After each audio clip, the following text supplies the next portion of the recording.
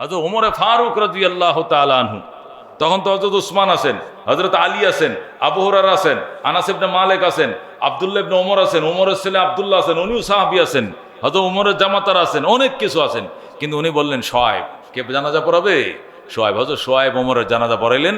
হযরত আয়েশা রাদিয়াল্লাহু তাআলা আনহা বলেন, আমার বাবার বাল্য বন্ধু হযরত ওমর, আবু বকরের বাল্যবন্ধু হযরত ওমর, আর আবু বকর ওমর দুইজন রসুলের কলিজার টুকরা সাহাবী, সুতরাং আমার বাবা যেখানে শুইছে ওমর সেখানেই শুইবে। জোরে কোন সুবহানাল্লাহ। হযরত আয়েশা যখন অনুমতি দিলেন, সাথে সাথে জানাজার পরে হযরত ওমরকে কোথায় রাখা হলো? জান্নাতুল কোথায়? রওজা মুবারকে রাখা হলো। যারা হজে গেছেন, উমরায় গেছেন, দেখবেন প্রথমেই একটা ছিদ্র আছে, ওইটাতে নবীকে সালাম দিতে হয়। পরে একটা ছিদ্র আছে, কূপ আছে, ওইটাতে আবু বকরকে সালাম দিতে হয়। পরে আরেকটা ছিদ্র আছে, এটাতে ওমরকে সালাম দিতে হয়। এরপর আরেকটা ছিদ্র আছে, ওইটা ফাঁকা। ওই ফাঁকা জায়গাটা হজরতে কার জন্য? ঈসা আলাইহিস সালাম, তিনি দুনিয়াতে আসবেন, চতুর্থ আকাশে আসেন। উনি এসে দুনিয়াতে আবার ইসলাম কায়েম করবেন, ইসলামী হুকুমত চালাবেন, দেশে ইসলামের শীতল ছায়া আমি দেশবাসী বুক করবে। উনি আবার মারা যাবেন, ইন্তেকালের পরে নবীজি রওজার পাশে ওনার দাফন কাফন হবে। এই জন্য আল্লাহ রসুল ওসিয়ত করে গেছেন হযরত ঈসার জন্য এই জায়গাটা ফাঁকা রাখা হোক। যেরকম সুবহানাল্লাহ। এই জন্য নবীজির রওজা কবর, এরপরে আবু বকর কবর, এরপরে ওমরের কবর, এরপরে ঈসা আলাইহিস সালামের কবর। ঈসা আলাইহিস সালাম বর্তমানে কোথায় আছেন? চতুর্থ আকাশে আছেন। উনি দুনিয়াতে আসবেন, ইসলামী হুকুমত কায়েম করবেন, ইন্তেকাল করবেন, এরপরে ওনাকে মানুষ জানাজা পড়াবে। উনি আগে নবী হিসাবে দুনিয়াতে ছিলেন 33 বছর। কয় বছর? 33 বছর দুনিয়াতে ছিলেন। এরপরে আকাশে উঠিয়ে নেওয়া হয়েছে। উনি দুনিয়াতে আবার এসে আরও 7 বছর ইসলাম হুকুমত কায়েম করবেন। এরপর ওনার বয়স 40 হবে, উনি মারা যাবেন। তখন ওনাকে জানাজা পড়া হবে। আমাদের নবীর উম্মত হিসেবে তিনি মারা যাবেন। উনি নবী হিসাবে যে আসছিলেন, এটা কাজ শেষ, এটা কার্যকরিতা শেষ। পরে আর নবী হিসাবে উনি আসবেন না, উনি আমাদের নবীর উম্মত হিসাবে দুনিয়াতে আসবেন। যেরকম সুবহানাল্লাহ। মুহতারাম হাজিরিন, লম্বা ঘটনা, এগুলো বলা উদ্দেশ্য না। উদ্দেশ্য একটাই, মুসলমান আমাদেরকে এক এবং নেক থাকতে হবে। মুসলমান ধ্বংস হয় এই কারণেই, যখন একটা দলকে ধরে, একটা সরকারকে ধরে, তো সরকারের বিরোধী দল যারা আছে ওরা হাততালি দেয়, এবার জমছে খেলা, এখন দেখা যাবে কত দানে কত চাউল। মানে নিজের মনের জিদ মিটায়। দেশ যে শেষ, ধর্ম যে শেষ, স্বাধীনতা শেষ, সার্বভৌমত্ব শেষ, ওইটার দিকে তাকায় না, না তাকায় কয় কি, এবার জমছে খেলা, দেখা যাবে কত দানে কত চাউল। এটাই মুসলমান ধ্বংসের মূল কারণ। এটা করা যাবে না।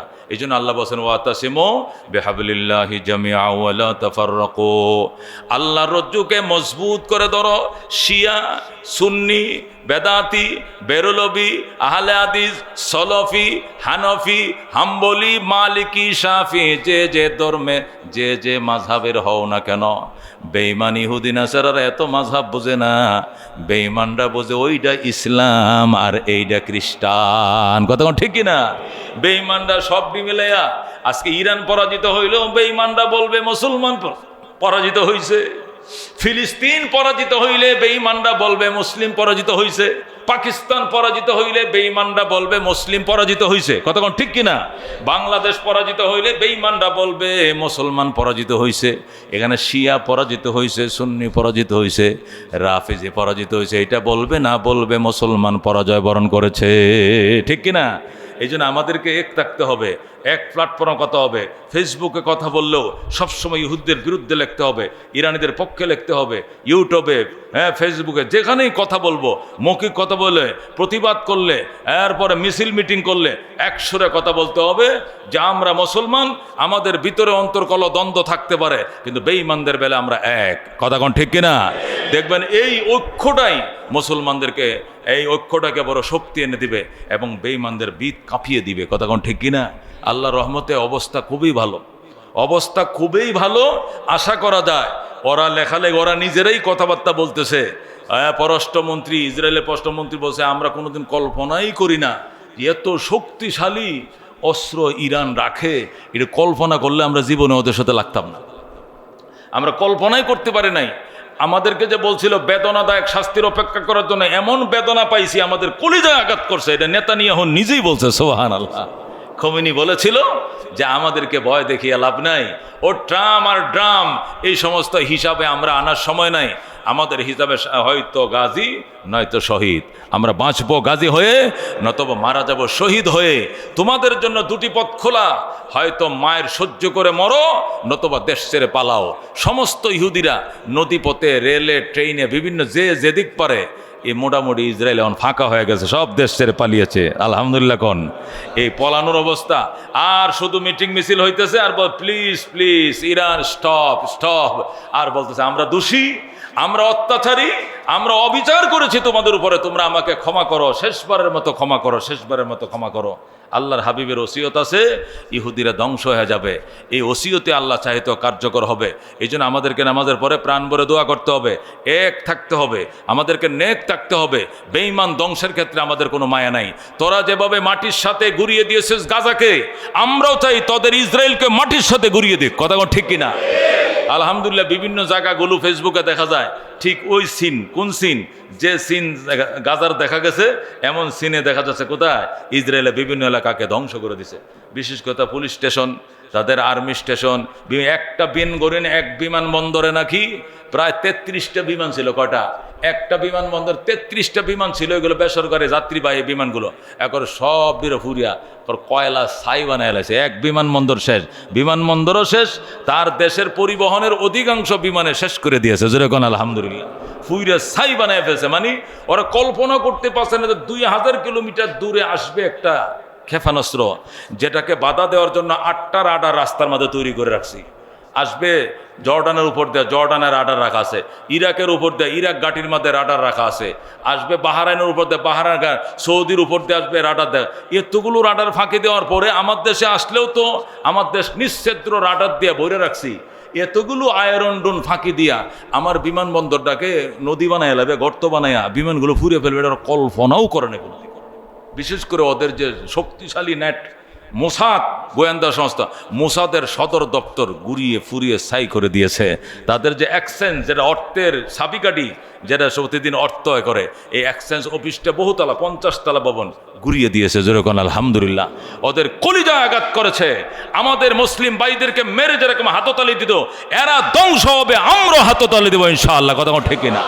আল্লাহ তাআলা ইসলামকে বিজয় দান করুক। নাসরুম মিনাল্লাহ ওয়া ফাতহুন করিব ওয়াবাশশিরিল মুমিনিন। জাহান্নামের তীব্র ঝাঁসের একটা অংশ অত্যন্ত তাপ, গরম। রাসূল বলেন ইন্না শিদ্দাতাল হাররে মিন ফাইহি জাহান্নাম, যে গরমের তীব্রতা এটা জাহান্নামের একটা ঝাঁস। জাহান্নাম আল্লাহর কাছে মাঝে মধ্যে অনুমতি চায় শ্বাস ফেলার জন্য, যে আমার গরম আমি সইতে পারছি না, একটু শ্বাস ফেলতে দেন, একটু অক্সিজেন ঢুকুক। তখন আল্লাহ তাআলা অনুমতি দিলে শ্বাস ফেলে। জাহান্নাম যখন পৃথিবীতে শ্বাস ফেলে, জাহান্নামের সংজ্ঞাগুলো দিয়ে যখন গরম তাপটা বের হয়, তামাম পৃথিবী অগ্নিগর্ভ হয়ে যায়।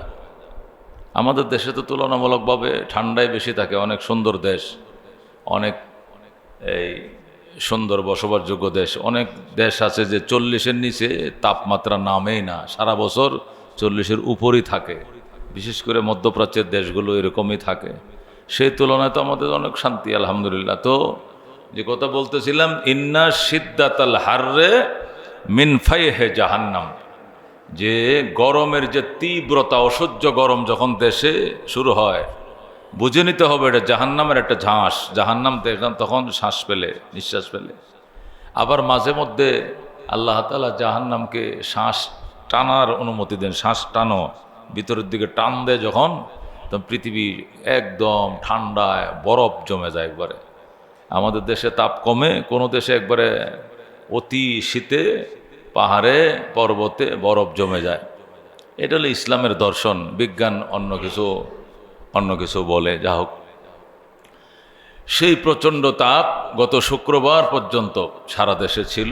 শুক্রবারে রাত্রের থেকে একটু বৃষ্টি হওয়ার পর আল্লাহ তাআলা এই তাপের তীব্রতাকে কমে দিয়েছেন। এখনও বৃষ্টি না হলে গরম হয়, সহনীয়। জোরে বলে আলহামদুলিল্লাহ। মোহতারাম হাজিরিন, আমরা মুসলমান, আল্লাহ তাআলা ঈমানের দৌলত আমাদেরকে দান করেছেন। ঈমানের সাথে জান্নাতের কন্ট্যাক্ট হয়েছে। ঈমান ছাড়া জান্নাতে যাওয়ার বিকল্প কোনো রাস্তা নেই। এই জন্য পৃথিবীর শ্রেষ্ঠ দন আল্লাহ আমাদেরকে দান করেছেন। হিন্দু, বৌদ্ধ, খ্রিস্টান, ইহুদি, নাসারা বেঈমান, ওদের ঈমান নাই, ওরা নিজেরাও জানে।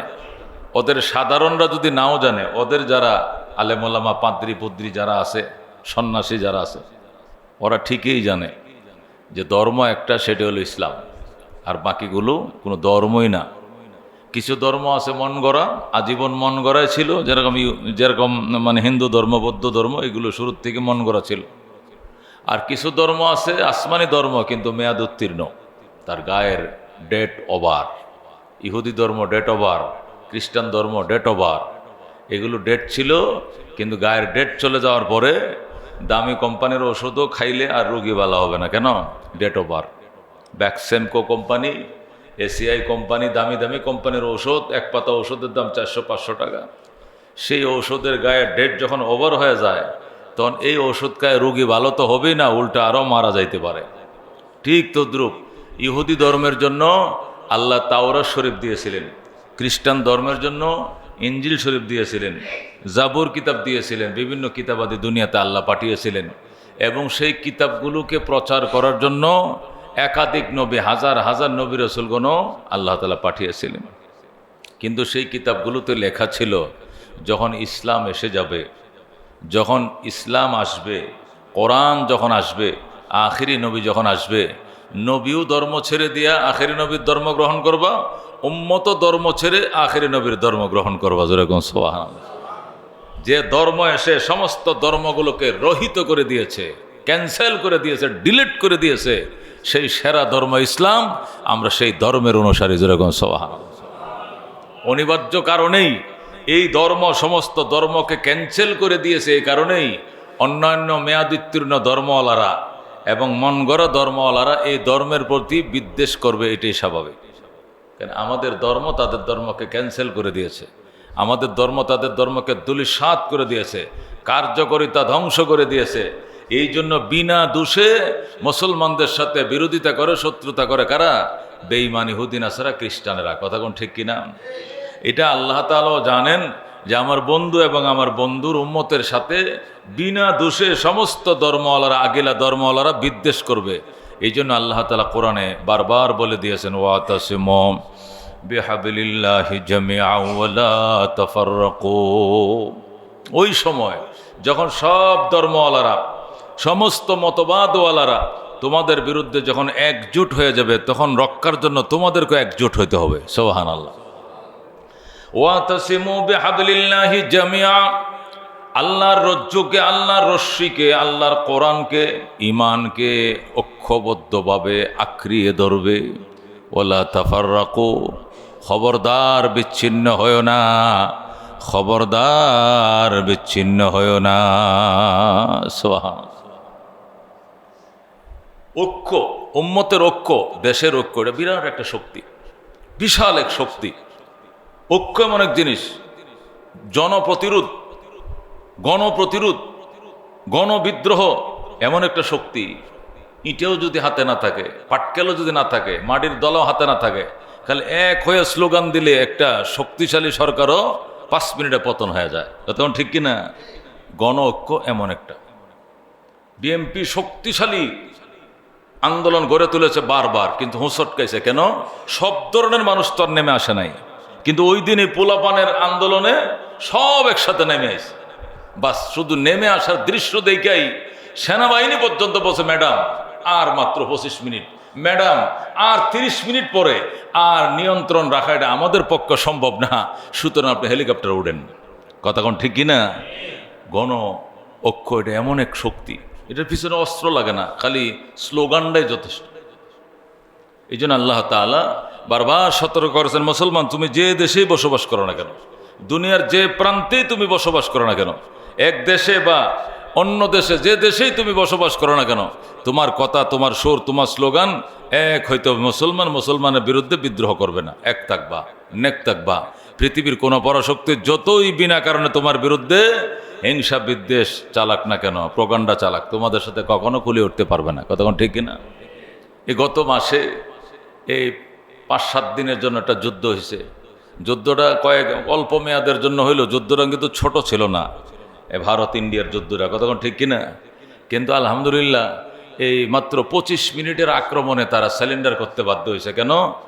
পাকিস্তানের মুসলমান, শিয়া, সুন্নি, কৌমি যা ছিল সব এক হয়ে গেছে।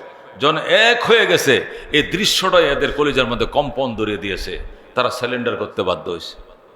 আজকেও এই ইহুদির বাচ্চারা, এই জায়ানবাদীরা, পৃথিবীর এই সভ্য দুনিয়ার ক্যান্সার, যারা অসভ্য এবং এই দুনিয়ার সভ্য দুনিয়া যাদেরকে ক্যান্সার বলা হয়, এই অবৈধ জায়ানবাদীরা, যাদের রাষ্ট্রের কোনো গ্যারান্টি নেই। আল্লাহ তাআলা পরিষ্কার কোরআনে কারিমের মধ্যে বলেছেন, এদের জন্য পৃথিবীর 100 জায়গা আমি বরাদ্দ রাখি নাই। এরা বৈধভাবে কোনো রাষ্ট্রের মালিক দুনিয়াতে হতে পারবে না, এটা আমার আল্লাহর ঘোষণা। যেরকম সুবহানাল্লাহ। এরা বৈধভাবে পৃথিবীর কোনো রাষ্ট্রের মালিকানা এরা হতে পারবে না। এরা যে ইসরায়েল নামক রাষ্ট্রের মালিকানা দাবি করে, এটা অবৈধ। এটা জোর প্রয়োগ করে, এটা স্বৈরাচারী করে তারা এখানে ঠিকই আছে। চোরের মায়ের বড় গলা, এটা দুনিয়াতে নিয়মে আছে। তবে এইটাও নিয়ম আছে, চোরের 10 দিন, গৃহস্থের 1 দিন। আজকে 80 বছর পর্যন্ত টানা, 80, 79, এই 79 বছর পর্যন্ত টানা অত্যাচার করে চলেছে। কাদের উপরে? তার আশপাশের রাষ্ট্রগুলোর উপরে, বিশেষ করে ফিলিস্তিনের উপরে। কি যে নির্যাতন করছে! ফিলিস্তিনের জায়গা দখল করে তারা ফিলিস্তিনিদেরকে উচ্ছেদ করছে, ফিলিস্তিনের জায়গা দখল করে ফিলিস্তিনিদেরকে মারছে। অথচ এরা একদিন ফিলিস্তিনের কাছে এসেছিল কাজ করার জন্য, কামলা সেজে এসেছিল, লেবার সেজে এসেছিল। বলেছিল, ফিলিস্তিনের মুসলমান, এই চরের মধ্যে তরমুজ উৎপাদন করব আমরা, আপনাদের দেশে জৈতুন উৎপাদন করব আমরা, এরপরে আমাদেরকে যা দেন খায়া বাঁচলে চলবে, আর কিছু লাগবে না। এইভাবে মুসলমানদের ঘরবাড়িতে এসে তাঁবু গেড়ে তারা নদীর চরের মধ্যে তাঁবু গেড়ে গেড়ে থেকে থেকে মুসলিমদের ঘরে কাম কাজ করছে। মেয়েরা বুয়া ছিল, ছেলেরা বাহিরে কাজ করত, মেয়েরা ভিতরে কাজ করত। আর আজকে সেই ফিলিস্তিনের 90% জায়গা তারা দখল করে 10% জায়গা রাখছে। এইটার উপরেও 4 দিক আটকায়া, বিদ্যুৎ বন্ধ করে, পানি বন্ধ করে, রসদপত্র বন্ধ করে, বিদেশি সাহায্যের রাস্তা বন্ধ করে, উপর দিয়া, নিচ দিয়া, পানি দিয়া, ট্যাঙ্ক দিয়া, বিমান দিয়া, গোলাতে এমনভাবে আক্রমণ করতেছে, অগ্নি গর্ভ বানায় ফেলছে গাজাকে। মনে হয় যেন পৃথিবীতে নাই, কেউ নাই। আল্লাহ তাআলা এদের দাঁত ভাঙ্গা জবাব দেওয়ার জন্য ইরান নামক একটা রাষ্ট্রকে আল্লাহ তৈরি করে রাখছেন। যেরকম সুবহানাল্লাহ। আজকে সেই ইরানের অক্ষকে নষ্ট করার জন্য ইরানের ভিতরেও এরা ইরানের ভিতরে লোক লাগিয়ে রাখছে, যাতে ইরানের নিজেদের ঐক্য ধ্বংস করার জন্য। ইনশাআল্লাহ পারবে না, ইনশাআল্লাহ পারবে না। জোরে কোন আল্লাহুম্মা আমিন। আল্লাহ তামাম দুনিয়ার মুসলমানকে এক রাখো। জোরে কোন আমিন। কারণ যদি আজকে মুসলমান এক কাতারে না আসে, আজকে সকালে ফেসবুকে দেখলাম ইরানে এই ইসরায়েলের কমান্ডার বক্তব্য দিছে, বিবৃতি দিছে যে ইরানকে যদি শেষ করতে পারবে তো নাই, যদি ইরানকে কাবু করতে পারি, এরপরে টার্গেট হবে পাকিস্তানকে ধ্বংস করা। জোরে কর নাউজুবিল্লাহ। ইরানকে শেষ করতে পারলে সর্বশেষ টার্গেট তারা পাকিস্তানকে ধ্বংস করা। এর 2টা অর্থ। প্রথম অর্থ, ইরানকে তো ধ্বংস করতে তারা পারবেই না ইনশাআল্লাহ, পাকিস্তানকে চাপের মুখে রাখা, যাতে পাকিস্তান ইরানের পাশে না দাঁড়ায়। এটা হলো এক কৌশল। আর একটা কৌশল, বাস্তবিকই তারা নিয়ত রাখে একজন একজন করে শেষ করে, বাস ইরাক শেষ করছে, গাদ্দাফিকে শেষ করছে, লিবিয়া শেষ করছে, সিরিয়া শেষ করছে, এখন ইরান শেষ করবে, সামনে পাকিস্তান শেষ করবে, একজন একজন করে ধরবে। বাস্তবতা হতে পারে, অথবা চাপের মুখে রাখা হইতে পারে। বাস্তবতা হইলেও তাদের লাভ, চাপের মুখে রাখতে পারলেও তাদের লাভ। কিন্তু এই সব কিছুকে এড়িয়ে মুসলমানদেরকে শাহাদতের তামান্নায় এক এবং নেক হতে হবে। ট্রাম্প বহুত বড় খেলোয়াড়, বহুত বড় পাকনা খেলোয়াড়, তার চেয়ে বড় খেলোয়াড় খোমেনি। কথা ঠিক না? সে আজকে যুদ্ধ শুরু করে দেয়, কালকে যুদ্ধ শুরু করে দেয়, আজকে অর্ডার দিয়ে দেয়, কালকে অর্ডার দিয়ে দেয়। খোমেনিকে দাও অর্ডার। আমেরিকার থেকে ইরানে এসে আক্রমণ করলে রাস্তায় 2বার তেল নিতে হবে তোমাকে। সুতরাং আমেরিকার থেকে সরাসরি এসে আমাকে আক্রমণ করতে পারবা না, আটলান্টিক তো পার হতে হবে। তুমি আশপাশের গাড়িগুলোর থেকে তেল নিবা, এখান থেকে উড়ে আইবা। 8টা গাড়ি ধ্বংস করার জন্য আমার 8টা হাইপারসনিক বোমা লাগবে, 9টা লাগবে না। জোরে কোন সুবহানাল্লাহ। আর এত বোমা তৈরি করে রেখেছি, আমি এক যুগে 8 বছর যুদ্ধ করব, আমার ক্ষেপণাস্ত্র শেষ হবে না। মাটির নিচে ক্ষেপণাস্ত্র সিটি বানায় রাখছে, যেরকম সোহান। গাছে যেমনে ফল ধরে, বাগানে যেরকম ফুল ধরে, গাছে যেমনে ফল ধরে, এইভাবে ফুল আর ফলের বাগানের মতো সিটির বাগান সাজায় রাখছে। কিসের? আল্লাহু আকবার। ক্ষেপণাস্ত্র আর এরকম ড্রোনের সিটি বানায় রাখছে মাটির নিচে, মাটির এত গভীরে। আজকে 6 দিন 7 দিন পর্যন্ত ক্লাস্টার বোমা বম্পিং করতেছে। 100-150 বিমান ডেলি রাতভর বম্পিং করে ক্লাস্টার বোমা দেয়া। কোন জায়গাগুলো? যেখানে যেখানে ওরা পারমাণবিক কি চুল্লিগুলো তৈরি করছে, গোড়ার ডিম মাটির গোড়াও লাগ পায় না ওরা, উদয় মাটির এরা জনজনা করে লাইতেছে পাহাড়গুলোরে। পাহাড় উঁচা 300 ফিট উঁচা পাহাড়, এই পাহাড়ের নিচে 3000 ফিট নিচে সিটি বানাইছে। সুবহানাল্লাহ। এরকম ক্লাস্টার বোমা ইসরায়েল দূরের কথা, এখন আমেরিকাও তৈরি করতে পারে না। এত গভীরে যায় কি করবে? তাদের সিটিগুলোকে ধ্বংস করবে। এইগুলো তারা যাই না বুঝেই করছে। এদেরকে বলা হয় ইরানি, এরা পারস্য সাম্রাজ্যের মালিক। সুবহানাল্লাহ। ওরা রক্ষণশীল জাত। পরাজয় কাকে বলে, স্যালেন্ডার কাকে বলে, এই জাতের ভিতরে নাই, এর রক্তের ভিতরে নাই পরাজয় কাকে বলে, স্যালেন্ডার কাকে। খমেনি বলেছেন, ইসরায়েলবাসী তোমাদের রাস্তা দুইটা, হয়তো পলাও নয়তো মরো, তৃতীয় কোনো রাস্তা তোমাদের জন্য খোলা নাই। এমন ভাবে ধরছে, ফিলিস্তিন তো পয়েন্টে হারায় গেছে, ইসরায়েল পয়েন্টে জিতে গেছে। ফিলিস্তিন পয়েন্টে হারাইছে কেমনে? ফিলিস্তিন 7 অক্টোবর 2023 সালে আগে আক্রমণ করে ফেলছিল যায় সকালবেলায়। এ আগে আক্রমণ করার কারণে তাম পৃথিবী বুঝাইছে কি যে আত্মরক্ষার অধিকার আছে ইসরায়েলের, যেহেতু তার আত্মার উপর আক্রমণ করছে, এই জন্য আত্মরক্ষার অধিকার নিয়ে আজকে 2.5 বছর পর্যন্ত ফিলিস্তিনকে মিশিয়ে দিছে মাটির সাথে। যদি ফিলিস্তিন আক্রমণ করার কারণে ইসরায়েলের আত্মরক্ষার অধিকার থাকে, তাহলে আজকে ইসরায়েল যে ইরানের উপরে আক্রমণ করছে গত শুক্রবারে সকালবেলায়, তাদেরও সেই একই বুলিতে তাদের আত্মরক্ষার অধিকার আছে। এখন তো বাবু ঠেকে পড়ছে। এখন ব্রিটিশ বলতেছে আত্মরক্ষার অধিকার যেরকম ইসরায়েলের আছে, ইরানেরও তো আছে। সে গেল কেন আগে আক্রমণ করার জন্য? আমি তো যাবই না, তুমিও যাইও না। এখন ব্রিটিশ কারে? ব্রিটিশ নিষেধ করতো ট্রাম্পকে, আমিও যাব না তুমিও যাইও না, মরুক। আগে আত্মরক্ষার অধিকার নিয়ে ফিলিস্তিনকে মিশিয়ে দিছে। পৃথিবীর সমস্ত আন্দোলন সম্রাটকে উপেক্ষা করেছে, এখনো মারে। তাহলে ইরানিদের তো আত্মরক্ষার অধিকার আছে, সে গেল কেন আগে হাত বাড়াইয়া? গত শুক্রবারে সকাল 4টে বাজে আক্রমণ করছে। গত শুক্রবারে সকাল 4টে, ভোর 4টে। আজকে শুক্রবারে 8 দিন পর্যন্ত আক্রমণ, পাল্টা আক্রমণ হচ্ছে। ইরানের গণবসতি দেশ, বিশাল বড় দেশ। ইরানের তুলনায় ইসরায়েল অন্তত 30 ভাগের 1 ভাগ হবে। ছোট্ট একটা দেশ ইসরায়েল। বাংলাদেশের কটা? তো 5টা ডিস্ট্রিক্টের সমান। বাংলাদেশের 5টা ডিস্ট্রিক্টের সমান হবে ইসরায়েল। আর বাংলাদেশ 5টার সমান হবে ইরান। সুবহানাল্লাহ। বাংলাদেশ 5টার সমান ইরান, আর বাংলাদেশের 5টা ডিস্ট্রিক্টের সমান হলো ইসরায়েল। তারপরেও তারা সুপার পাওয়ার দাবি করে, গলায় টিপে ধরছে ইরান।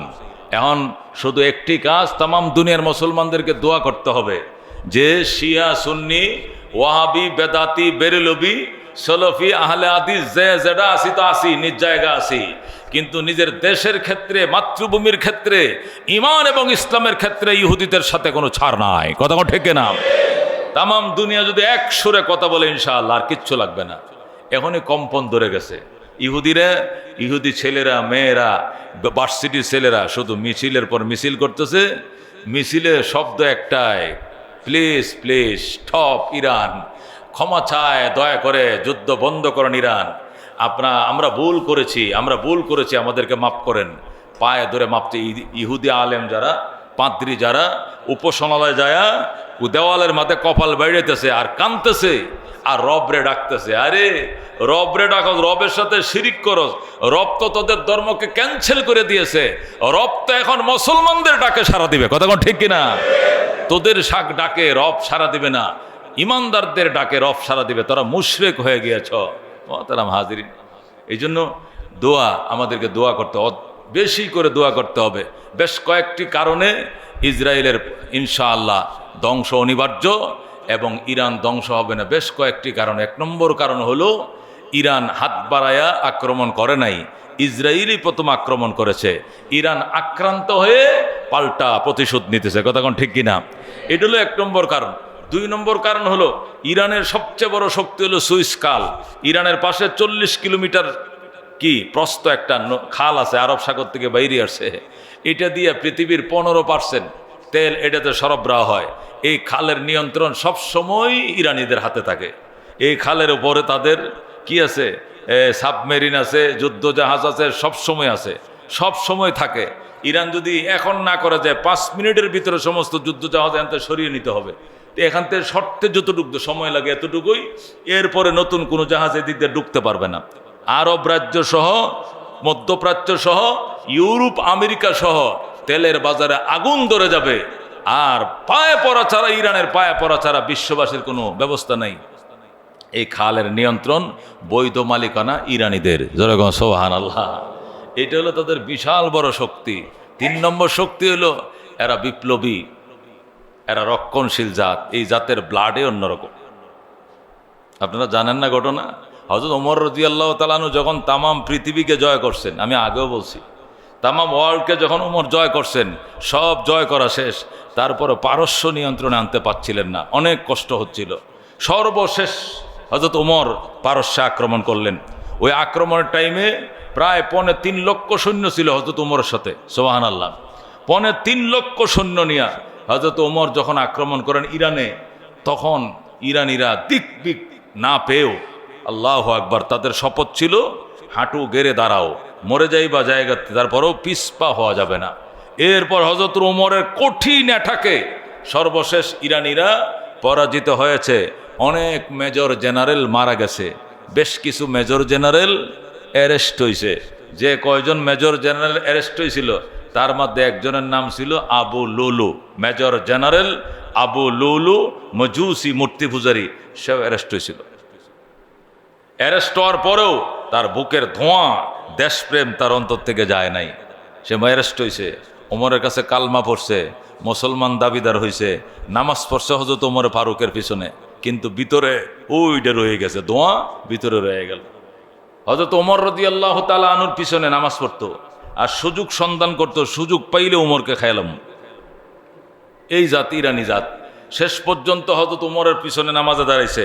ফজরের নামাজে হযরত ওমর নামাজে দাঁড়াইছে, সে যায় নামাজ পেঁচাইয়া, রুমাল পেঁচাইয়া চাপাতি নিয়ে আইসে নামাজে দাঁড়াইছে। চাপাতিটি পেঁচাই না নামাজে দাঁড়াইছে। ওমর যখন সজদায় গেছে, সে পিছন থেকে হযরত ওমরকে কোপানো শুরু করছে। কুপাইতে কুপাইতে কুপাইতে হযরত ওমরের মতো অদ্দজাহানের বাদশাকে সেখানে রক্তাক্ত করে ফেলে দিয়েছে। হযরত ওমরকে জায়নামাজতে সরায় দিয়া আরেক সাহাবী ফজরের নামাজটা শেষ করছে। শেষ নামাজটা পড়ার পরেই হযরত ওমরকে চিকিৎসা দেওয়া শুরু হয়েছে। তারে দৌড়ায় ধরছে। হযরত ওমর রাদিয়াল্লাহু তাআলা আনহু বলেছেন, আমার কোনো চিকিৎসা হবে না, আমি শহীদ হয়ে যাব। জোরে কোন সুবহানাল্লাহ। আমি নবী আলাইহিস সালামের সাথে, নবীজি যতটা যুদ্ধ করেছেন 27টা যুদ্ধ, প্রত্যেকটা যুদ্ধে নবীর সাথে আমি শরীক হয়েছিলাম, কিন্তু আল্লাহ আমাকে শহীদ বানান নাই। কেন? আমার দোয়া ছিল। কি দোয়া ছিল? আল্লাহুম্মা রযুকনা শাহাদাতান ফি সাবিলিক ওয়াজআল মাউতি ফি বেলাদি রাসূলিক। আল্লাহুম্মা রযুকনা শাহাদাতান ফি সাবিলিক। ওমর বলেন, আমি সারা জীবন দোয়া করছি, আল্লাহ তোমার পথে আমাকে শহীদ দান করো, শাহাদতের মর্যাদা দান করো, শাহাদত দাও। আল্লাহুম্মা রযুকনা শাহাদাতান ফি সাবিলিক। আল্লাহ তোমার পথে আমার শহীদ বানাও, তবে ওয়াজআল মাউতি ফি বেলাদি রাসূলিক, কিন্তু আমার মরণটা যেন তোমার রসুলের নগরীতে হয়, অন্য কোথাও যেন না হয়। সুবহানাল্লাহ। আমি তোমার পথে শহীদ হব, তবে আমার মরণটা যেন তোমার রসুলের নগরীতে হয়। অন্য কোনো নগরীতে যদি আমার মরণ হয়, তাহলে লাশটা ওখানে দাফন করবে। মদিনায় নবীজির পাশে আমার লাশ দাফন করা সম্ভব হবে না। তখনকার যুগে যে সাহাবী যেখানে শহীদ হইতো, ওহুদের ময়দানে 70 জন সাহাবী শহীদ হয়েছে, ওহুদের ময়দানে দাফন করছে। যে যেখানে শহীদ হয় লাশ মদিনায় আনে না। সুতরাং আমি যদি স্পটে মারা যাই, শাহাদত বরণ করি, হয়তো আমার লাশটা সেখানে দাফন করবে। নবীজির সংস্রব দুনিয়াতে পাইছি, পরকালেও পাইতে চাই। এই জন্য হযরত ওমরের দোয়া ছিল 2টা। 1 নম্বর, আল্লাহ তোমার পথে শহীদ হতে তো আমি চাই, কিন্তু আমার মরণটা যেন মদিনায় হয়। আল্লাহ হযরত ওমরের দোয়া কবুল করেছেন। সুবহানাল্লাহ। এই জন্য হযরত ওমর মদিনা শরীফ নামাজরত অবস্থায় তিনি শাহাদত বরণ করেন।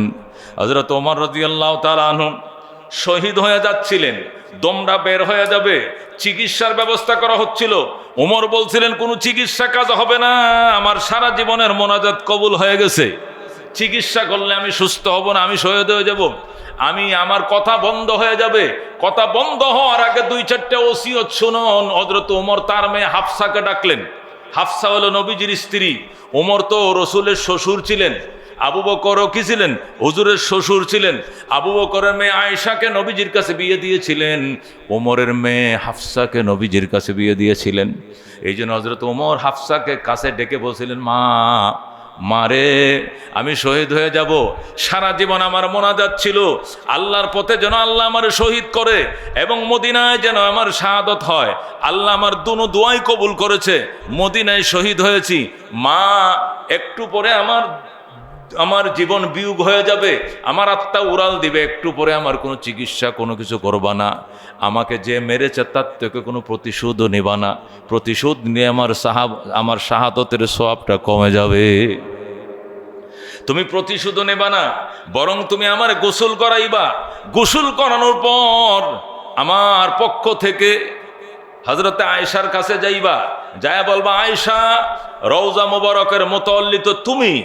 আল্লাহর হাবিব সাল্লাল্লাহু আলাইহি সাল্লামের কলিজার টুকরা সাহাবী ছিলেন আবু বকর, আর আমার বাবাও আবু বকরের বন্ধু ছিলেন।